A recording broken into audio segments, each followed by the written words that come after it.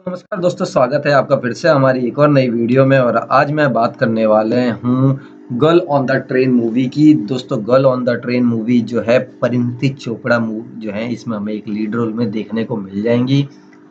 Reliance entertainment और आम्बलाइन entertainment के production house में इस मूवी को बनाया गया है, जिसमें सन्नी इंदेर, विपिन पतवा और प्रशांत शास्त्री जो है म्यूजिक डायरेक्टर होने वाले हैं। हिंदी लैंग्वेज की ये मूवी है और 26 फरवरी 2021 को इसको रिलीज किया गया था।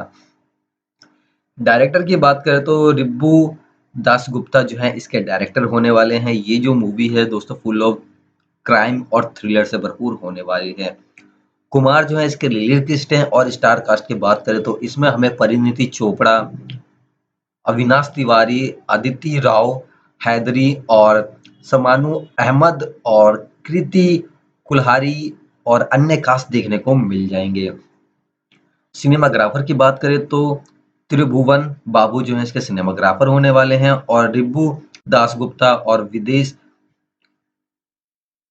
मालांधकर जो है उनका स्क्रीन प्ले है। और गौरव शुक्ला और अभिजीत कुमान जो है उन्होंने इसके डायलॉग्स को लिखा है। शूटिंग लोकेशन की बात करें तो दोस्तों, इस मूवी को इंडिया में ही शूट किया गया है। और बैकग्राउंड म्यूजिक जो है गालिब बन बनारमन जो है इसके बैकग्राउंड म्यूजिक देने वाले होने वाले हैं। साउंड की बात करें तो प्रीतम दास ने साउंड दिया है और कोरियोग्राफर जो है विजय गोंगली ने किया है।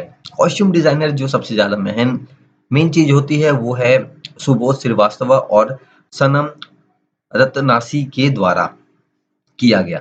म्यूजिक कंपनी जो है जी म्यूजिक कंपनी है, जिसके साथ इसका टाई अप किया गया है। और प्रोडक्शन डिजाइनर की बात करें तो सुनील निगवेकर जो है प्रोडक्शन डिजाइनर होने वाले हैं।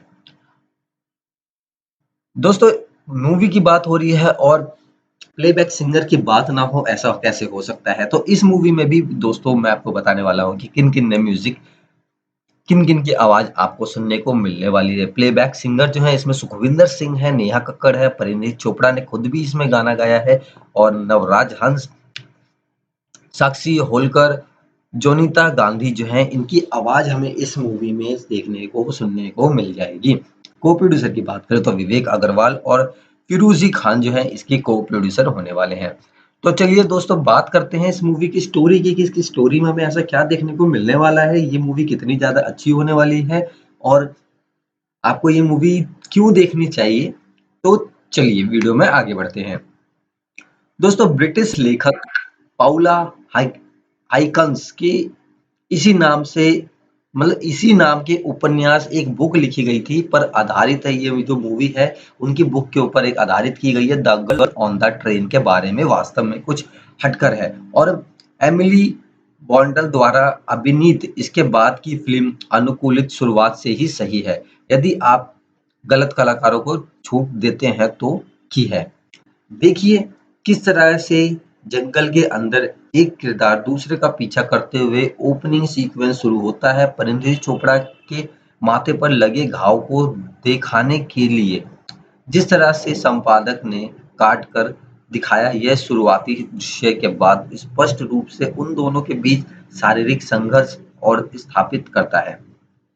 जिस तरह से फिल्म आई आई एनआरआई दर्शकों के लिए एकमात्र भारतीय संवेदनशीलता है, वह सर्वोत्कृष्ट विवाह गीत प्लस दिल तोड़ने वाला गीत प्लस मेरा जीवन दयनीय गीत प्लस नया दिन नया विश्व गीत है। जिस तरह से मीरा कपूर परिणीति चोपड़ा की कहानी को कम से कम चरित्र विकास के साथ आगे बढ़ाया गया है, और उसे देखें। वह एक वकील है, वह बेशक एक शादी में शेखर अविनाश तिवारी से मिलती है, वह निश्चित रूप से एक शादी के गीत से प्यार करते हैं। वह एक हाई प्रोफाइल केस उठाती है, शेखर उसे बेशक इसके खिलाफ सलाह देता है, वह उम्मीद कर रही है और वह बचना चाहते हैं।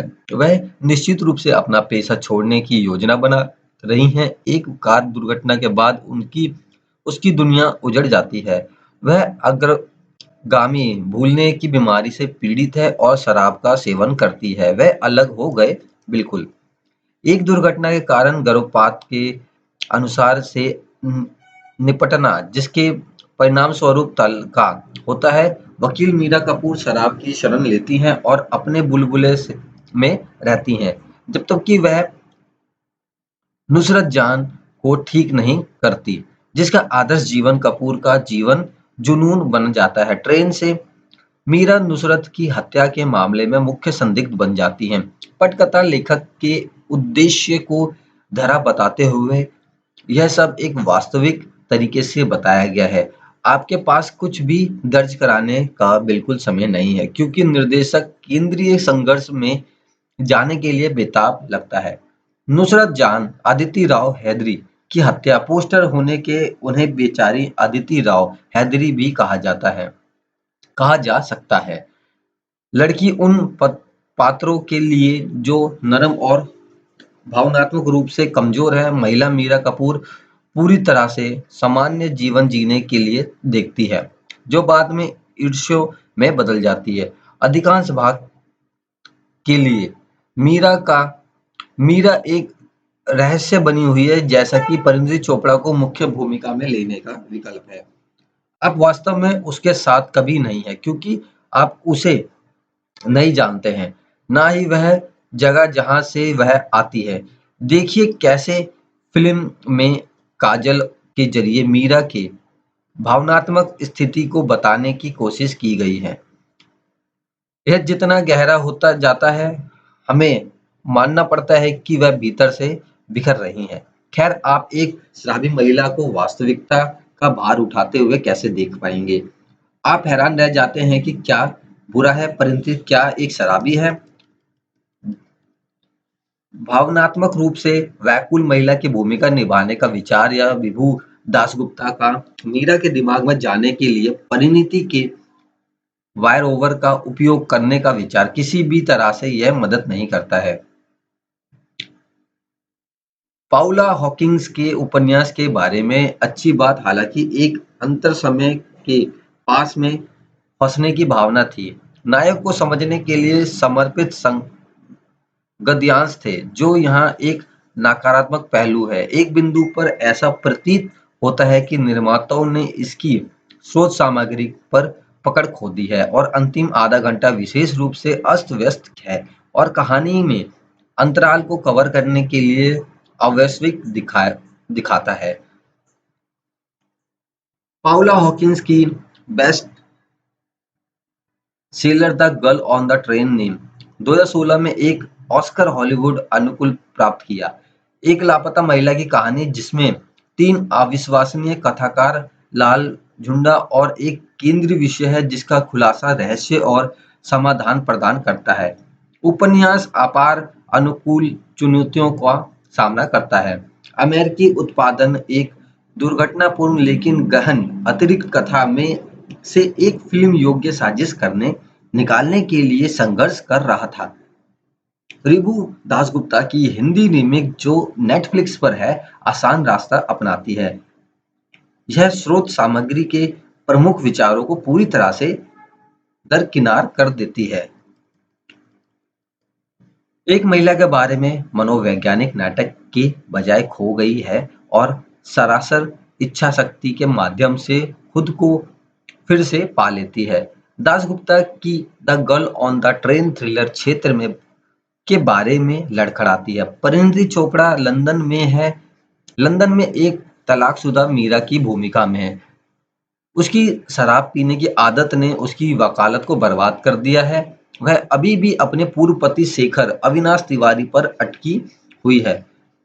अपनी दूसरी शादी से बुरी तरह नाराज मीरा गुस्से और दुख के साथ शराब पीती है।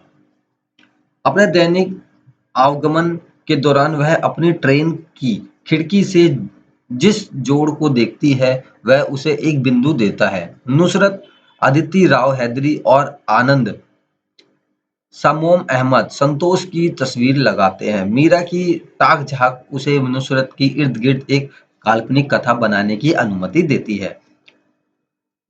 जब नुसरत लापता हो जाती है और मीरा को आसपास के क्षेत्र में देखा जाता है, तो शराबी जिसके पास स्मृति हानि होती है, वह मुश्किल से खुद को एक साथ रख पाता है। लेकिन आइश और रंग समन्वित कपड़े पहनना कभी नहीं भूलता है।